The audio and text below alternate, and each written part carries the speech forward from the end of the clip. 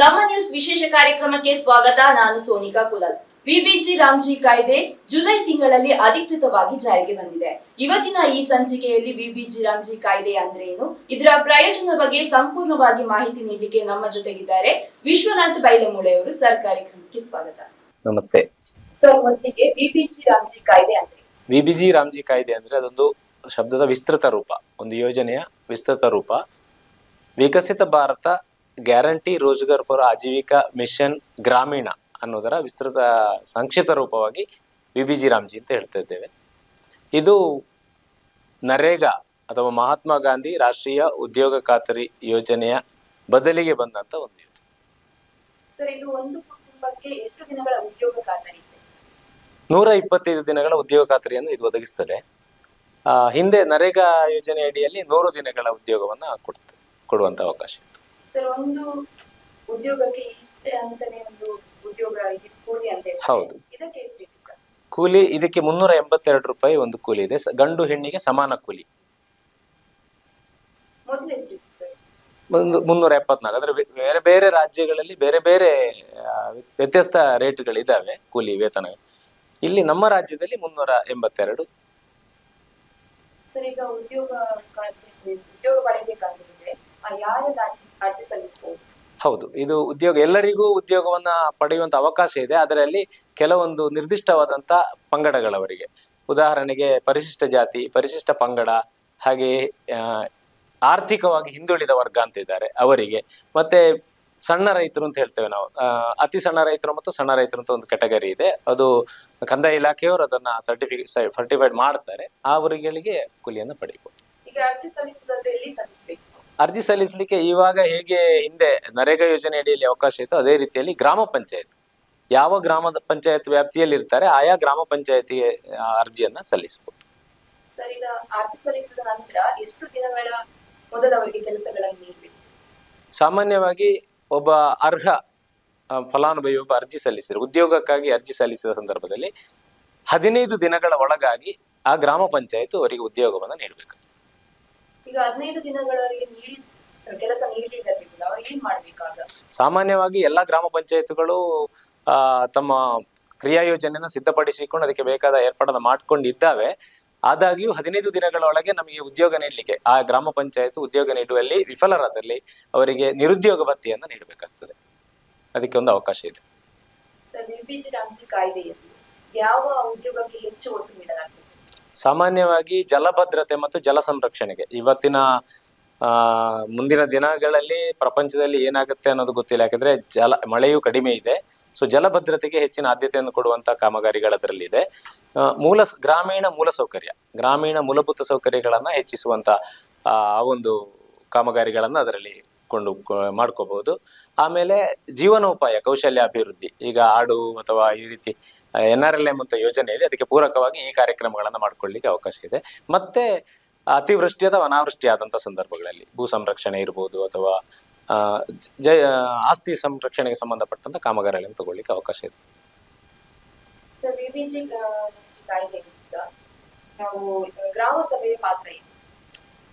Actually ಹೇಳುವುದಾದ್ರೆ ಗ್ರಾಮ ಪಂಚಾಯತ್ ವ್ಯಾಪ್ತಿಯಲ್ಲಿ ಅನುಷ್ಠಾನಗೊಳ್ಳುವಂತ ಎಲ್ಲಾ ಯೋಜನೆಗಳಲ್ಲಿಯೂ ಗ್ರಾಮ ಸಭೆ ಮಹತ್ವದ ಪಾತ್ರವನ್ನು ವಹಿಸ್ತದೆ.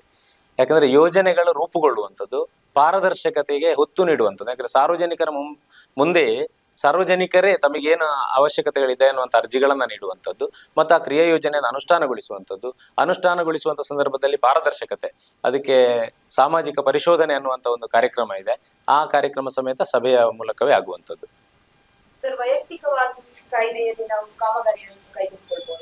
ವೈಯಕ್ತಿಕ ಕಾಮಗಾರಿಗಳಿಗೂ ಈಗ ಭೂ ಅಭಿವೃದ್ಧಿ ಕಾಮಗಾರಿಗಳಿರ್ಬೋದು ಅಥವಾ ಜೀವನೋಪಾಯ ಕೌಶಲ್ಯಾಭಿವೃದ್ಧಿಗೆ ಸಂಬಂಧಪಟ್ಟಂತ ಉದಾಹರಣೆಗೆ ದನ ಸಾಕುವಂತ ಶೆಡ್ಗಳನ್ನ ನಿರ್ಮಾಣ ಸಾಕುವಂಥದ್ದು ಬಹುಶಃ ಅವರ ಜೀವನೋಪಾಯಕ್ಕೆ ಬೇರೆ ಬೇರೆ ವಿಧದಲ್ಲಿ ಅವರು ಅದನ್ನು ಮಾಡ್ತಾರೆ. ಬಟ್ ಅದಕ್ಕೆ ಶೆಡ್ಗಳ ನಿರ್ಮಾಣ ಮಾಡ್ಲಿಕ್ಕೆ ನಮ್ಮಲ್ಲಿ ಅವಕಾಶ ಇದೆ. ಕೋಳಿಗಳಿಗೆ ಶೆಡ್ ಮಾಡ್ಬೋದು, ಮತ್ತೆ ಕೃಷಿಗೆ ಸಂಬಂಧಿಸಿ ಬಾವಿಗಳನ್ನ ಮಾಡ್ಬೋದು. ಹೀಗೆ ವೈಯಕ್ತಿಕ ಕಾಮಗಾರಿಗಳನ್ನು ಮಾಡ್ಲಿಕ್ಕೆ ಅವಕಾಶ ಇದೆ. ವೈಯಕ್ತಿಕ ಕಾಮಗಾರಿ ಸಂಬಂಧದ ಅರ್ಜಿಗಳನ್ನು ಸಲ್ಲಿಸಬೇಕು.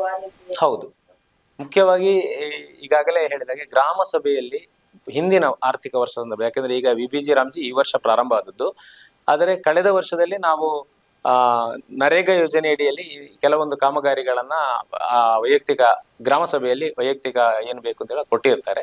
ಅದರ ಆಧಾರದಲ್ಲಿ ಕ್ರಿಯಾ ಯೋಜನೆಯನ್ನು ರೂಪಿಸಿಕೊಂಡಿರ್ತೇವೆ. ಆ ರೂಪಿಸಿಕೊಂಡಂತ ಕ್ರಿಯಾ ಯೋಜನೆಯಲ್ಲಿ ಆ ಕಾಮಗಾರಿ ಒಳಗೊಂಡಿದ್ದರೆ ತಾವು ಪ್ರಾರಂಭ ಮಾಡ್ತೇವೆ ಅಂತ ಹೇಳುವಂತ ಅರ್ಜಿಯನ್ನ ಗ್ರಾಮ ಪಂಚಾಯತಿ ಕೊಡಬೇಕಾಗುತ್ತೆ. ಮಾತ್ರವಲ್ಲ, ಗ್ರಾಮ ಪಂಚಾಯತ್ನಿಂದ ಅದಕ್ಕೆ ಯಾವ ರೀತಿಯಲ್ಲಿ ಮಾಡಬೇಕಾಗ ತಾಂತ್ರಿಕವಾದಂತ ಅದಕ್ಕೆ ವ್ಯವಸ್ಥೆಗಳನ್ನ ಮಾಡ್ಕೊಳ್ಬೇಕಾಗತ್ತೆ.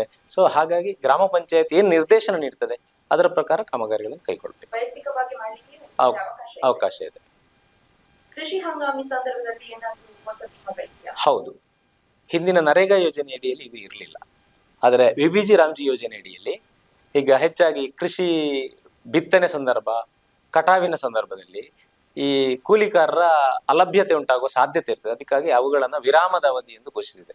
ಒಟ್ಟು 30 ದಿನ ಮತ್ತು 30 ಒಟ್ಟು 60 ದಿನಗಳು. 30 ದಿನ ಕೃಷಿ ಬಿತ್ತನೆ ಸಂದರ್ಭ ಮತ್ತು 30 ದಿನ ಕಟಾವಿನ ಸಂದರ್ಭದಲ್ಲಿ ಇದನ್ನ ಅವಧಿ, ರಜಾ ಅವಧಿ ಅಂತ ಘೋಷಿಸಿರ್ತಾರೆ. ಅದು ಆಯಾ ತಾಲೂಕು, ಆಯಾ ಜಿಲ್ಲೆಗಳಿಗೆ ವ್ಯತ್ಯಾಸ ಆಗ್ತದೆ. ಸರ್, ಇದರಲ್ಲಿ ಕೂಲಿ ಹಣವನ್ನು ಯಾವಾಗ ನೀಡಲಿಕ್ಕಾಗ್ತದೆ? ಅಂದ್ರೆ ದಿನ ಸಂಬಳ ಅಂತ ಇರ್ಬೋದು, ವಾರ ಅಂತ ಇರ್ತದೆ, ಯಾವ ರೀತಿ ನೀಡಲಾಗ್ತದೆ? ಇದು ಈಗಾಗಲೇ ಹೇಳಿದಾಗೆ ಉದ್ಯೋಗ ಚೀಟಿದಾರನು ಉದ್ಯೋಗವನ್ನು ಕೋರಿದ ಸಂದರ್ಭದಲ್ಲಿ ಅವರು 15 ದಿವಸಗಳ ಒಳಗಾಗಿ ಅವರಿಗೆ ಉದ್ಯೋಗಕ್ಕಾಗಿ ಅವರನ್ನ ಕರೆಯಲಾಗುತ್ತೆ. ಅವರು ಕೆಲಸ ಮಾಡೋ ಸಂದರ್ಭದಲ್ಲಿ ಕೆಲಸದ 7 ದಿನಗಳ ಅವಧಿ ಇಲ್ಲ 15 ದಿನಗಳ ಅವಧಿ ಹೇಗೆ ನಾವು ಕೊಟ್ಟಿರ್ತೇವೆ, ಅವರು ಕೋರಿರ್ತಾರೆ. ಅದರ ಆಧಾರದಲ್ಲಿ ಅವರಿಗೆ ವೇತನವನ್ನ ನೇರವಾಗಿ DBT ಮೂಲಕ ಅವರಿಗೆ ಪಾವತಿಯಾಗುತ್ತೆ. ಸರ್ಕಾರದಿಂದ ಪ್ರೋಸೆಸ್ ಅನ್ನ ಗ್ರಾಮ ಪಂಚಾಯತ್ ಮಾಡ್ತದೆ. ಸರಿ, ಕಾಯ್ದೆಯಲ್ಲಿ ತಂತ್ರಜ್ಞಾನದ ಮಹತ್ವ ಇವತ್ತಿನ ದಿನದಲ್ಲಿ ಎಲ್ಲವನ್ನ ಪಾರದರ್ಶಕವಾಗಿ ನಡೆಸಿಕೊಳ್ಳಬೇಕು ಮತ್ತು ಸುಸೂತ್ರವಾಗಿ ನಡೆಸಬೇಕಿದ್ರೆ ತಂತ್ರಜ್ಞಾನ ಬಹು ಮುಖ್ಯವಾದಂತ ಪಾತ್ರ ವಹಿಸ್ತದೆ. ಈ ಕಾಯ್ದೆ ಅಡಿಯಲ್ಲಿ ಅದು ವೈಯಕ್ತಿಕ ಕಾಮಗಾರಿ ಇರ್ಬೋದು ಅಥವಾ ಸಾಮೂಹಿಕ ಕಾರ್ಯಕ್ರಮ ಇರ್ಬೋದು, ಆ ಎಲ್ಲ ಕಾರ್ಯಕ್ರಮಗಳಿಗೆ ಜಿಯೋ ಟ್ಯಾಗ್ ಇರ್ತದೆ. ಎಲ್ಲಿ ಆ ಕಾರ್ಯಕ್ರಮ ಆಗ್ತಾ ಇದೆ ಅಥವಾ ಒಂದು ಕಾಮಗಾರಿ ಆಗ್ತಾ ಇದೆ ಅನ್ನೋದನ್ನ ಜಿಯೋ ಟ್ಯಾಗ್ ಮೂಲಕ ಅದನ್ನ ದಾಖಲಿಸಿಕೊಳ್ಳಲಾಗುತ್ತೆ. ಯಾಕೆಂದ್ರೆ ಯಾವುದೇ ರೀತಿಯಾದಂತ ಇದು ಭ್ರಷ್ಟಾಚಾರ ಅಥವಾ ಈ ರೀತಿ ಯಾವುದೇ ಇದು ನಡೀಬಾರದು ಅನ್ನೋ ಉದ್ದೇಶಕ್ಕೆ. ಆಮೇಲೆ NMMS ಅಟೆಂಡೆನ್ಸ್ ಅನ್ನ, ಈಗ ಯಾರು ಕೂಲಿ ನಿರ್ವಹಿಸ್ತಾರೆ ಅವರ ಅಟೆಂಡೆನ್ಸ್ ಅನ್ನ, ಅವರ ಹಾಜರಾತಿಯನ್ನ NMMS ಮೂಲಕ ಪಡೆಯಲಾಗತ್ತೆ. ಅದು ಆಧಾರ್ ಬೇಸ್ಡ್ ಆಗಿರ್ತದೆ, ಪಾವತಿಯು ಆಧಾರ್ ಬೇಸ್ಡ್ ಆಗಿ ಇರ್ತದೆ. ಸೊ ತಂತ್ರಜ್ಞಾನ ಬಹುಮುಖ್ಯವಾದಂತ ಪಾತ್ರ ವಹಿಸ್ತದೆ. ಸರ್, ಯಾವ ರೀತಿ ಕೆಲಸ ಮಾಡ್ತೀವಿ? ಅಂದ್ರೆ ಇದನ್ನ ಹ್ಯಾಂಡಲ್ ಎಲ್ಲ ಹೇಗೆ ಮಾಡಬೇಕು? ಇದು ಈ ಯೋಜನೆಯ ಅನುಷ್ಠಾನ ಮಾಡುವ ಜವಾಬ್ದಾರಿ ಇರುವಂತದ್ದು ಅದರಲ್ಲಿ ಗ್ರಾಮ ಪಂಚಾಯತ್ ಬರ್ತದೆ, ಅಥವಾ ಇತರ ಇಲಾಖೆಗಳಿಗೂ ಬರ್ತದೆ. ಈಗ ತೋಟಗಾರಿಕೆ ಅನ್ನುವಂಥದ್ದು ಅಥವಾ ಕೃಷಿಗೆ ಸಂಬಂಧಪಟ್ಟ ಆಯಾ ಇಲಾಖೆಗಳು ಮಾಡ್ತವೆ.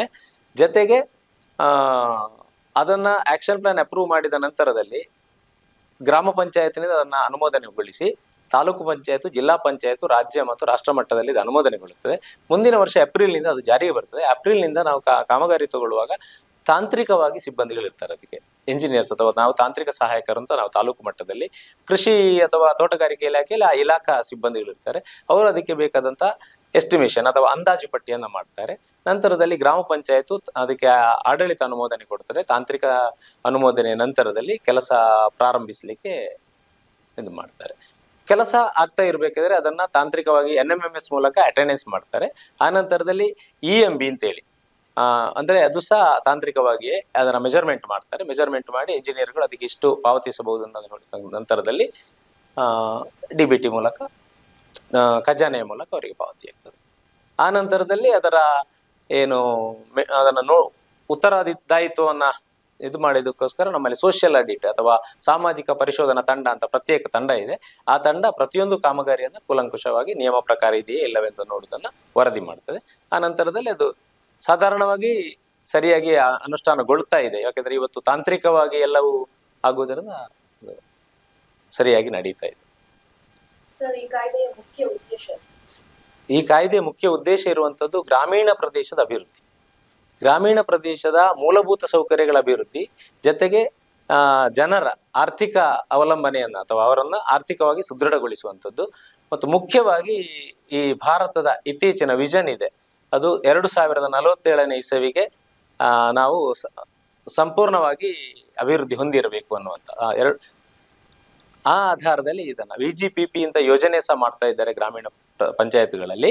ಆ ಯೋಜನೆ 2047ಕ್ಕೆ ನಾವು ಸ್ವಾವಲಂಬಿಗಳಾಗಿ ಸಮರ್ಥ ಭಾರತವನ್ನಾಗಿ ರೂಪಿಸುವಂಥದ್ದು. ಸರ್, ಈ ಮೊದಲು ನರೇಗಾ ಅಂತ ಇತ್ತು, ಈಗ ಹೆಸರು ಬದಲಾಗಿದೆ. ಈ ಅನುಷ್ಠಾನಗೊಳ್ಳುವಾಗ ತುಂಬಾ ಗೊಂದಲಗಳಿತ್ತು ಜನರು. ಈಗ ಅದು ಸಮಸ್ಯೆ ಪರಿಹಾರ ಆಗಿದೆಯಾ?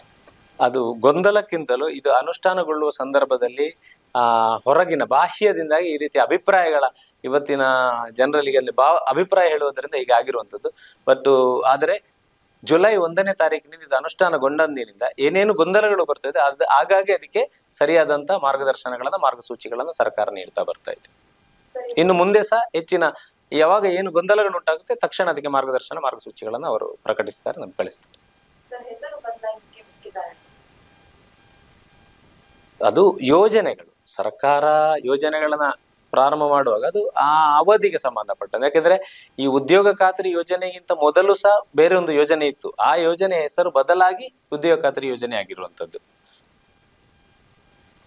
ಕೂಲಿಗಾಗಿ ಕಾಳು ಈ ರೀತಿಯಾದಂತ ಯೋಜನೆಗಳು ಹಿಂದೆ ಇತ್ತು. ಅದರ ನಂತರದಲ್ಲಿ ಬದಲಾಗಿ ಉದ್ಯೋಗ ಖಾತ್ರಿ ಆಯಿತು. ಇವತ್ತು ಸುಮಾರು ಉದ್ಯೋಗ ಖಾತ್ರಿ ಯೋಜನೆ ಬಂದು ಸುಮಾರು 20 ವರ್ಷಗಳಾಗ್ತಾ ಬಂತು. 20 ವರ್ಷಗಳಾಗಿ ಬಂದ ಸಂದರ್ಭದಲ್ಲಿ ಹೊಸದಾಗಿ ಯೋಜನೆಯನ್ನ ಮಾಡಬೇಕಿತ್ತು. ಅದು ವಿಕಸಿತ ಭಾರತ ಅನ್ನುವಂತ ಹೆಸರನ್ನು ಅದಕ್ಕೆ ಸೇರಿಸಿಕೊಂಡು ಈ ಬದಲಾವಣೆ ಮಾಡಿ. ಸರ್, ಉದ್ಯೋಗ ನೀಡುವ ಸಂದರ್ಭದಲ್ಲಿ ಅಧಿಕಾರಿಗಳಿಂದ ಕಿರಿಕಿರಿ ಆಗುವುದು, ಡಿಲೇ ಮಾಡುವ ಸಂದರ್ಭಗಳೆಲ್ಲ ಆ ರೀತಿಯ ಇದೆ ಅಂತ ದೂರಿದೆ, ಹೌದಾ? ಇಲ್ಲಿವರೆಗೆ ಅದು ಬಾಹ್ಯವಾಗಿ ಹೇಳುವಂತದ್ದು. ಬಟ್ ಅಂತ ಸಂದರ್ಭಗಳಲ್ಲಿ ಅದನ್ನ ಪರಿಹರಿಸಲಿಕ್ಕೆ ನಿಜವಾಗಿ ಓಂಬುಡ್ಸ್ಮನ್ ಅನ್ನುವಂತ ಒಂದು ವ್ಯವಸ್ಥೆ ಇದೆ.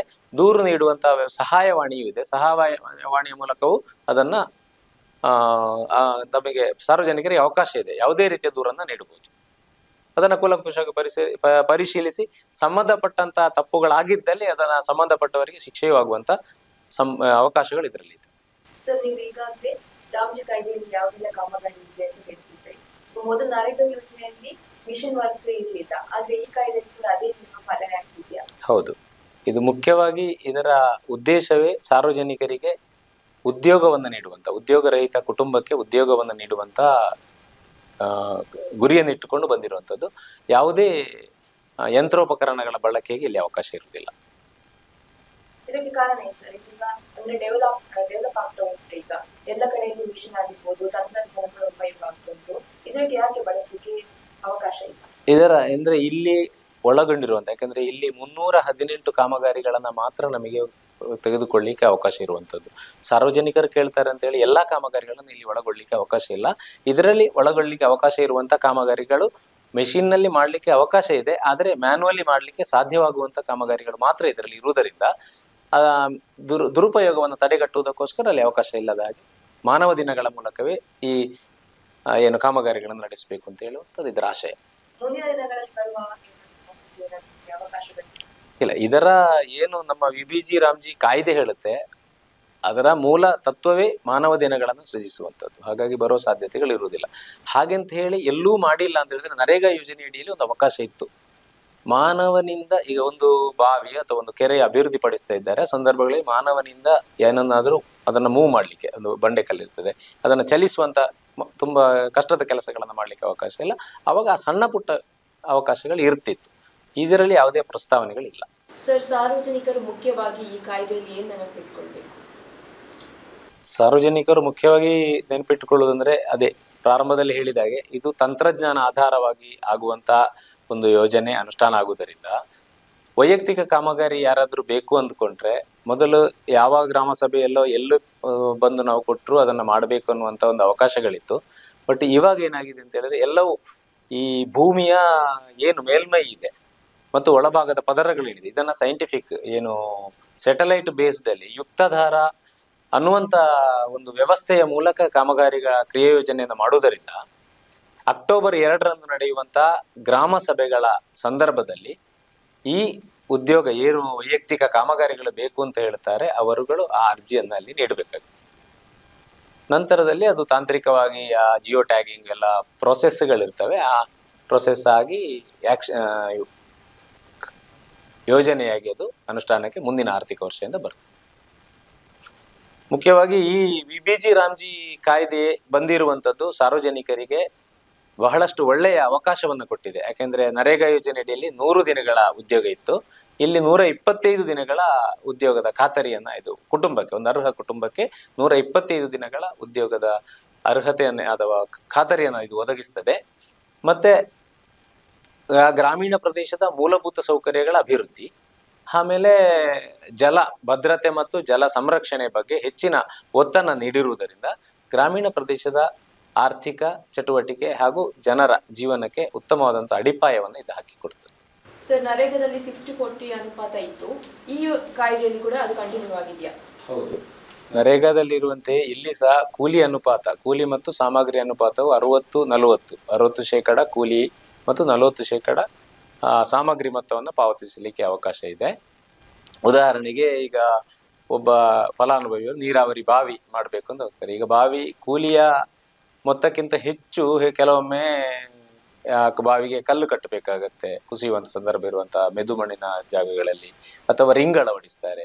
ಸೊ ಈ ಸಂದರ್ಭಗಳಲ್ಲಿ ಕೂಲಿಯ ಮೊತ್ತಕ್ಕಿಂತಲೂ ಜಾಸ್ತಿ, ಈಗ ನಮ್ಮಲ್ಲಿ ಅವಕಾಶ 1.5 ಲಕ್ಷ ಅಂತ ಇದ್ರೆ ವೈಯಕ್ತಿಕವಾಗಿ ಅದಕ್ಕೆ ಮೆಟೀರಿಯಲ್ ಅಥವಾ ತಾವೇನು ಕಲ್ಲು ಅಥವಾ ಇದನ್ನು ಮಾಡುವಾಗ 2 ಲಕ್ಷದವರೆಗೂ ಅದರ ಸಾಮಗ್ರಿ ಮೊತ್ತವನ್ನ ಅವರು ಅದಕ್ಕೆ ಬಾವಿಗೆ ಅಳವಡಿಸಿರ್ತಾರೆ. ಆದರೆ ಕೂಲಿ ಇರುವಂಥದ್ದು ಕೇವಲ 60,000 70,000 ಇರ್ತದೆ. ಸೊ ಇಲ್ಲಿ ಆ 80,000ಕ್ಕೆ ಅನುಪಾತ ಆಗುವಂತ 40% ಅಷ್ಟು ಮಾತ್ರ ಸಾಮಗ್ರಿ ಮೊತ್ತವನ್ನು ಪಾವತಿಸಲಿಕ್ಕೆ ಅವಕಾಶ ಇದೆ. ಅಂದ್ರೆ ಈಗ 1 ಲಕ್ಷದ ಬಾವಿ ಆಗಿದ್ರೆ 40,000, 50, 60, 70,000 ಆ ಫಲಾನುಭವಿಗೆ ಸಾಮಗ್ರಿಗಳಿಗೆ ಖರ್ಚಾಗಿದ್ರು ಅವರಿಗೆ ಸಿಗುವಂಥದ್ದು ಗರಿಷ್ಠ ಅಂದ್ರೆ 40,000, 60,000ದಷ್ಟು ಕೂಲಿ. ಸರ್, ಹೆಚ್ಚಿನ ಮಾಹಿತಿಗಾಗಿ ನಾವು ಆಯಾ ಗ್ರಾಮ ಪಂಚಾಯತ್, ಈ ಯೋಜನೆಯು ಮುಖ್ಯವಾಗಿ ಗ್ರಾಮೀಣ ಪ್ರದೇಶದ ಜನರಿಗೆ ಇರುವಂತದ್ದು. ಈಗ ಮುನ್ಸಿಪಾಲಿಟಿ ಅಥವಾ ಕಾರ್ಪೊರೇಷನ್ಗಳಲ್ಲಿ ಇರುವವರಿಗೆ ಇಲ್ಲ ಇದು. ಸೊ ಇದಿರುವಂಥದ್ದು ಗ್ರಾಮೀಣ ಪ್ರದೇಶದ ಆಯಾ ಗ್ರಾಮಗಳ ಗ್ರಾಮ ಪಂಚಾಯತ್ ಕಚೇರಿಯನ್ನು ಸಂಪರ್ಕಿಸಬಹುದು, ಅಥವಾ ತಾಲೂಕು ಪಂಚಾಯತ್, ಜಿಲ್ಲಾ ಪಂಚಾಯತ್ ಇಲ್ಲಿ ಸಂಪರ್ಕಿಸಲಿಕ್ಕೆ ಅವಕಾಶ. ಸಾರ್ವಜನಿಕರಿಗೆ ಈ ಬಗ್ಗೆ ಗೊಂದಲ ಇದ್ದರೆ ಸ್ಥಳೀಯ ಗ್ರಾಮ ಪಂಚಾಯತ್ ಅಥವಾ ಬಂಟ್ವಾಳ ತಾಲೂಕು ಪಂಚಾಯತ್ ಕಾರ್ಯನಿರ್ವಹಣಾಧಿಕಾರಿ ಅಥವಾ ಸಹಾಯಕ ನಿರ್ದೇಶಕರನ್ನು ಸಂಪರ್ಕಿಸಬಹುದು.